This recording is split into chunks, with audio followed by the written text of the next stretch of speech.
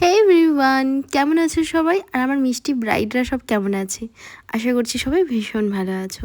তো আমার সেদিনের কাজ ছিল মাঝরাতে। আমার ব্রাইড ভীষণ মিষ্টি ছিল আর ভীষণ ফ্রেন্ডলি ছিল, আমার উপরে কনফিডেন্ট ছিল, তো সেটা দেখে আমার ভীষণ ভালো লেগেছে। আর ওর কোনো ডিমান্ড ছিল না।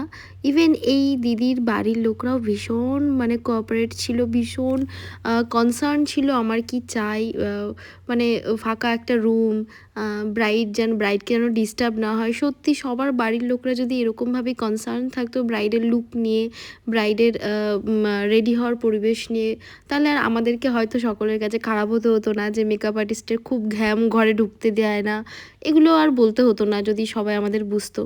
যাই হোক, আমার সেদিনের ব্রাইড কিন্তু ভীষণ মিষ্টি ছিল। আর ব্রাইডের বিফোর আর আফটার লুকের মধ্যে কতটা ভালো অ্যান্ড কতটা ডিফারেন্ট আমি ফুটিয়ে তুলতে পেরেছি অবশ্যই জানিও। আর ওকে কিন্তু খুব মিষ্টি লাগছিল, খুব, তোমরাও দেখে বুঝতে পারছো যে বিফোর অ্যান্ড আফটার লুকের মধ্যে হিউজ ডিফারেন্স রয়েছে। আর ওর মুখটা কিন্তু অনেক বেশি মিষ্টি লাগছিল। আর ও নিজেও খুব মিষ্টি একটা মেয়ে। তোমরা অবশ্যই কমেন্ট করে জানাবে যে আমার ব্রাইডকে কেমন লাগছে। আমার নেক্সট 2026-27 বুকিং কিন্তু চলছে, তোমরা কিন্তু ঝটপট বুকিংটা করে নেবে।